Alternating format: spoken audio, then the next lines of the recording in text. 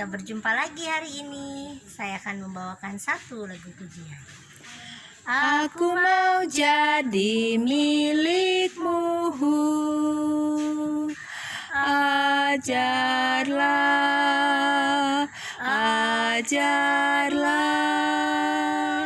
Aku mau jurut kehendakmu, tolong akulah milikmu sepenuh.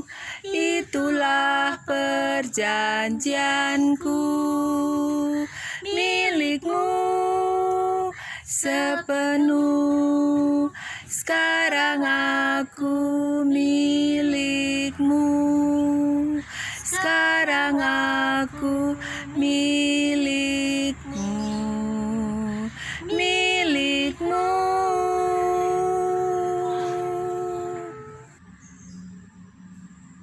Kita berjumpa kembali hari ini. Shalom. Kita akan mendengarkan cerita yang menarik dari dalam buku Alkitab. Nah, saat ini kita akan mendengarkan cerita dari kitab Keluaran pasal 9. Tetapi sebelum kita mendengarkan cerita di pasal 9 ini, saya akan mengingatkan kembali kepada kita sedikit tentang cerita di pasal yang lalu, yaitu di pasal 8. Nah, di pasal 8 yang lalu itu kita sudah mendengarkan cerita bahwa di situ ada tulah yang kedua, ada tulah yang ketiga, dan ada tulah yang keempat. Jadi kita pada saat yang lalu sudah mendengarkan tulah-tulah tersebut. Nah, itulah tulah yang diberikan atau diperlihatkan oleh Musa dan Harun di hadapan Raja Firaun. Namun Raja Firaun masih tetap mengeraskan hatinya, tidak memberi izin untuk bangsa Israel keluar dari tanah Mesir.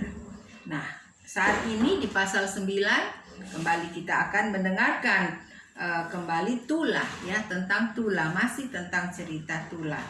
Nah, saat ini sudah tulah yang kelima, ya. Judulnya adalah penyakit sampar pada ternak.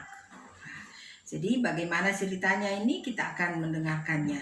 Saya akan membacakan dari ayat 1. Berfirmanlah Tuhan kepada Musa, pergilah menghadap Firaun dan berbicaralah kepadanya. Beginilah firman Tuhan, Allah orang Ibrani, biarkanlah umatku pergi supaya mereka beribadah kepadaku. Nah, jadi tetap firman Tuhan kepada Musa untuk pergi menghadap kepada Firaun dan meminta izin untuk bangsa Israel dilepaskan daripada tanah Mesir.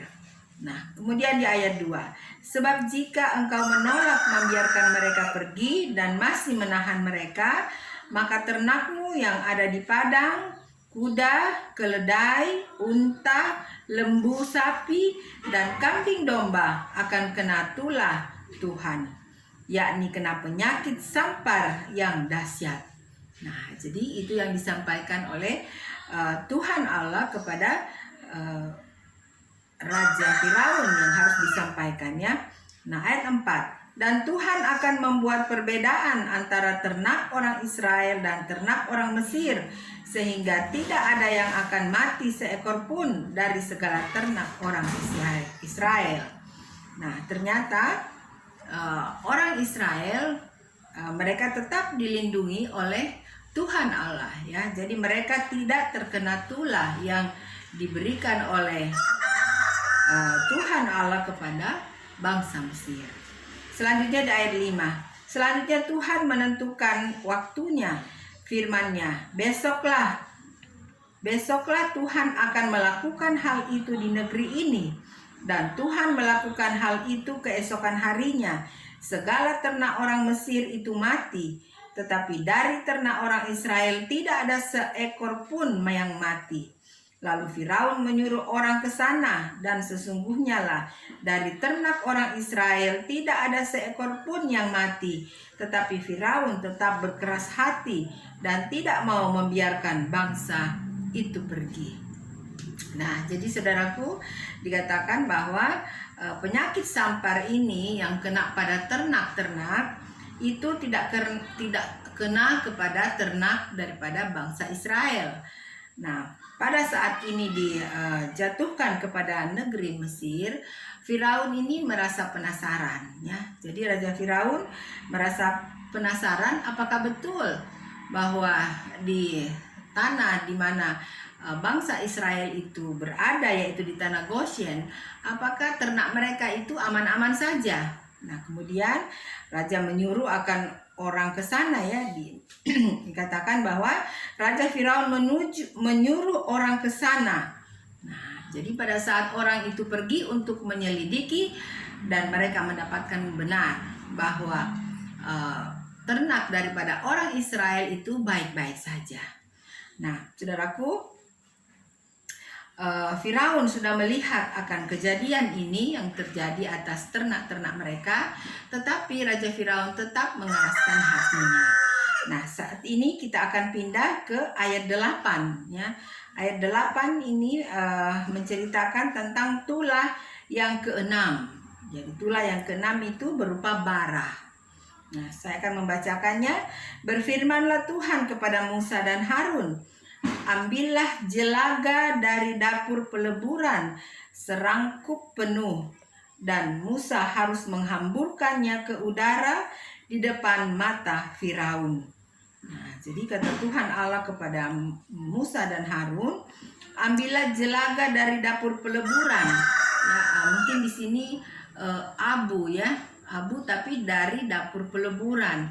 Nah, itu menurut pikiran saya, tetapi saya tidak tahu pasti itu karena di sini namanya jelaga.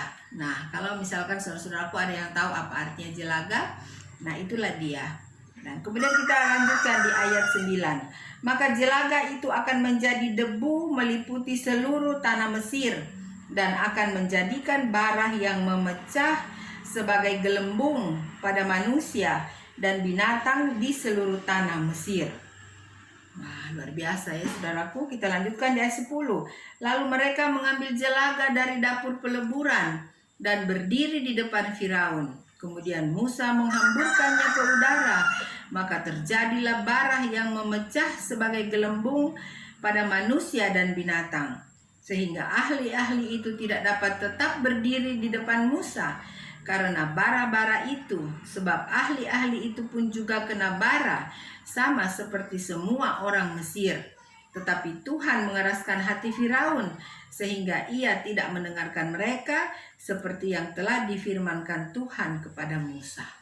Nah, jadi pada saat Musa dan Harun itu berhadapan dengan Raja Firaun dan para ahli-ahli sihir mereka, kemudian Harun melemparkan akan jelaga itu yang dari dapur peleburan itu ke depan mereka. Jadi dilemparkan ke atas di depan mereka, dan kemudian dikatakan terjadilah bara, ya. Terjadilah bara yang memecah sebagai gelembung pada manusia dan binatang. Wah, luar biasa, ya saudaraku. Jadi terjadi bara, mungkin kita bisa mengatakan itu seperti kalau orang kena air panas, ya. Kena air panas atau terbakar, maka kulitnya itu akan melepuh, ya, akan melepuh. Itulah dibilang terjadi gelembung, ya.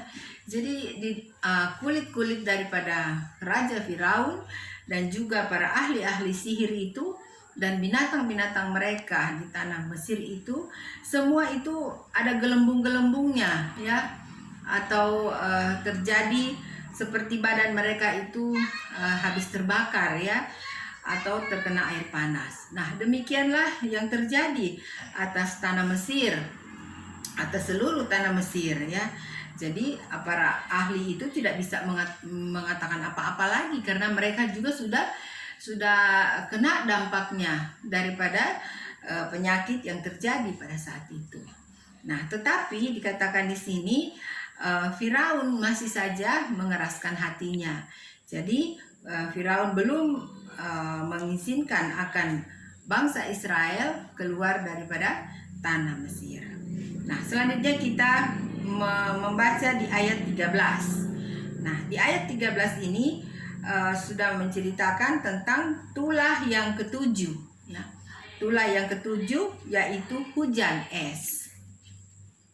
Berfirmanlah Tuhan kepada Musa, "Bangunlah pagi-pagi dan berdirilah menantikan Firaun, dan katakan kepadanya, beginilah firman Tuhan, Allah orang Ibrani, biarkanlah umatku pergi supaya mereka beribadah kepadaku. Sebab sekali ini aku akan melepaskan segala tulahku terhadap engkau sendiri, terhadap pegawai-pegawaimu dan terhadap rakyatmu, dengan maksud supaya engkau mengetahui bahwa tidak ada yang seperti aku di seluruh bumi." Nah, jadi Tuhan Allah kembali menyuruh Musa untuk bangun pada pagi-pagi hari, dan kemudian dia pergi untuk mendapatkan Raja Firaun, ya. Nah, pada saat sudah bertemu dengan Raja Firaun, Tuhan mengatakan apa yang Musa harus sampaikan kepada Raja Firaun, seperti apa yang kita baca barusan tadi, dan kita akan membacanya seterusnya di ayat 15. "Bukankah sudah lama aku dapat mengacungkan tanganku untuk membunuh engkau dan rakyatmu dengan penyakit sampar, sehingga engkau terhapus dari atas bumi. Akan tetapi inilah sebabnya aku membiarkan engkau hidup, yakni supaya memperlihatkan kepadamu kekuatanku, dan supaya namaku dimasyhurkan di seluruh bumi. Engkau masih selalu menghalangi umatku, sehingga engkau tidak membiarkan mereka pergi. Sesungguhnya besok kira-kira waktu ini, aku akan menurunkan hujan es yang sangat dahsyat, seperti yang belum pernah terjadi di Mesir, sejak Mesir dijadikan sampai sekarang ini." Nah, jadi ini semua disampaikan Musa di hadapan Raja Firaun. Tuhan mengatakan, sebenarnya aku sudah bisa membunuh engkau dari lama, tetapi aku mau supaya engkau melihat akan kuasaku yang berlaku di atas bumi ini. Dan kemudian kita melihat kita membaca di ayat 19. "Oleh sebab itu, ternakmu dan segala yang kau punyai di padang, suruhlah dibawa ke tempat yang aman, semua orang dan segala hewan yang ada di padang, dan tidak pulang berkumpul ke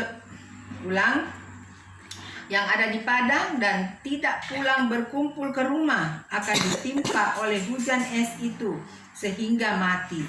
Maka siapa di antara para pegawai Firaun yang takut kepada firman Tuhan, menyuruh hamba-hambanya serta ternaknya lari ke rumah. Tetapi siapa yang tidak mengindahkan firman Tuhan, meninggalkan hamba-hambanya serta ternaknya di padang." Nah, itu yang dikatakan oleh Tuhan Allah. Tuhan Allah mengatakan bahwa besok saya akan menurunkan hujan es. Jadi semua orang yang berada di padang harus kembali pulang ke dalam rumah. Nah, siapa yang mendengarkan akan firman Tuhan ini, maka pasti mereka akan pulang ke rumah. Tetapi siapa yang tidak mendengarkan akan firman Tuhan ini, maka mereka pasti akan masih tinggal di padang bersama dengan ternak-ternak mereka. Nah, ini yang dikatakan oleh Musa kepada Raja Firaun. Nah, selanjutnya di ayat 22.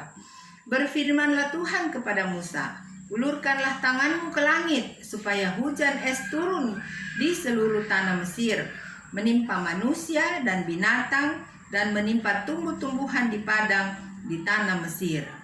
Nah, benar dikatakan Tuhan berfirman kepada Musa, "Ulurkanlah tanganmu ke langit." Nah, jadi pada saat Musa mengulurkan tangannya ke langit, maka segeralah hujan es itu turun ke seluruh tanah Mesir.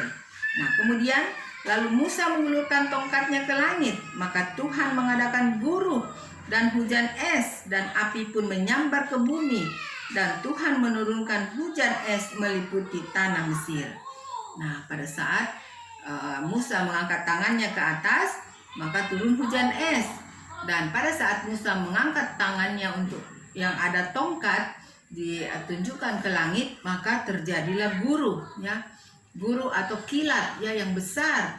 Dan itu juga tetap disertai dengan hujan es yang sangat hebat, ya, dikatakan dan api pun menyambar ke bumi, ya. Jadi tentunya kilat itu luar biasa ya, sehingga dia berbentuk seperti api ya. Jadi bayangkan saudaraku, ada hujan es, tetapi di tengah-tengah hujan es ada guru dan ada kilat yang seperti api. Jadi sangat luar biasa ya. Nah, kemudian kita lihat di ayat 24. Dan turunlah hujan es beserta api yang berkilat-kilat di tengah-tengah hujan es itu. Terlalu dahsyat, seperti yang belum pernah terjadi di seluruh negeri orang Mesir sejak mereka menjadi suatu bangsa. Nah, jadi belum pernah terjadi yang seperti ini. Bencana alam yang seperti ini boleh kita katakan ya. Seperti bencana alam yang hebat sekali ya. Jadi belum pernah dirasakan oleh orang-orang Mesir. Nah, di ayat 25.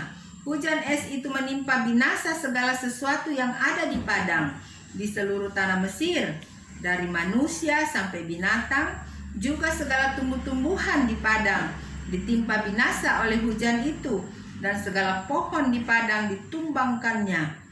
Hanya di tanah Goshen, tempat kediaman orang Israel, tidak ada turun hujan es.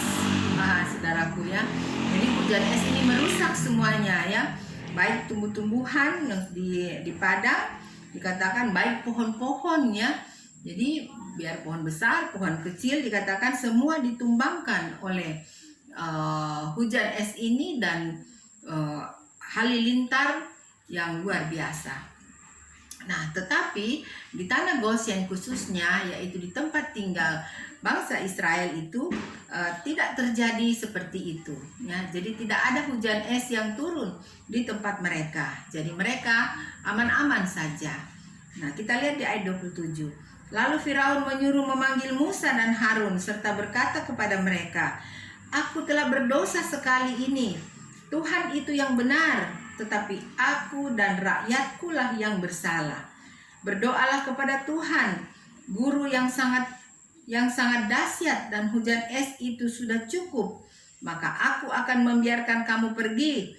Tidak usah kamu tinggal lebih lama lagi."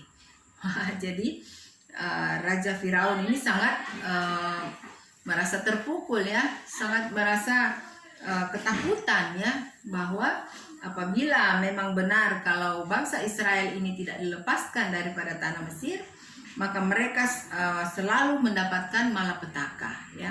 Jadi pada saat itu raja merasakan sangat hebat apa yang terjadi kepada mereka di tanah Mesir, sehingga raja mengatakan kepada Musa, "Aku telah berdosa sekali ini. Tuhan itu yang benar, tetapi aku dan rakyatku lah yang bersalah." Nah, setelah dia mengaku kesalahannya, mengaku dosanya, maka dia memohon kepada Musa dan Harun. Dia mengatakan, "Berdoalah kepada Tuhan, guru yang sangat dahsyat, dan hujan es itu sudah cukup. Maka aku akan membiarkan kamu pergi.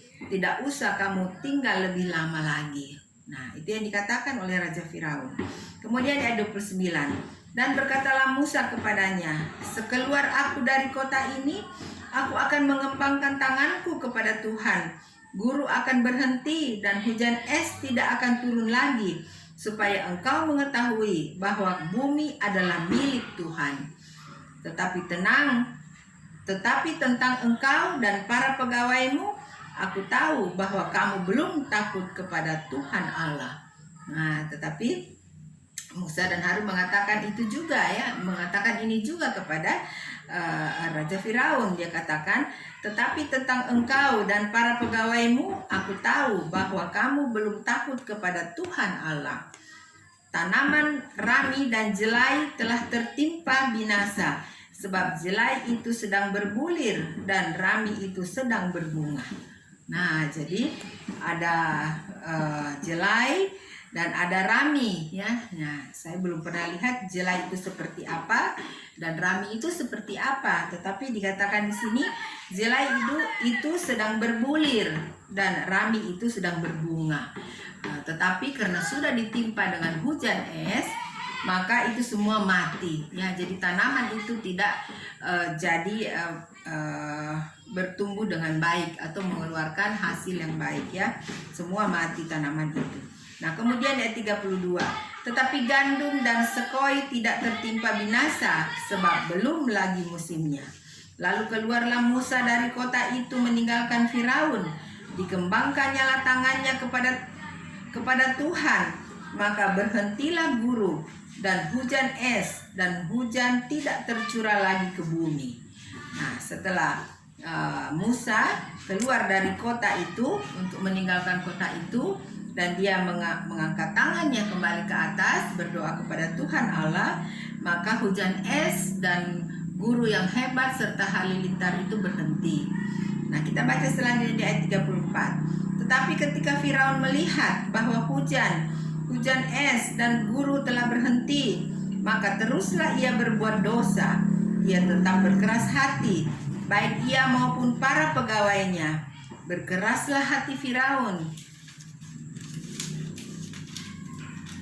sehingga ia tidak membiarkan orang Israel pergi, seperti yang telah difirmankan Tuhan dengan perantaraan Musa. Saudaraku, tetapi pertobatan daripada Raja Firaun ini hanya sementara, ya. Jadi dia bertobat pada saat terjadi masalah, ya, terjadi sesuatu yang menyulitkan dia. Tetapi setelah keadaan itu sudah baik kembali, maka kembali lagi dikatakan dia berbuat dosa lagi, ya. Jadi dia tidak mengizinkan lagi bangsa Israel untuk keluar dari tanah Mesir.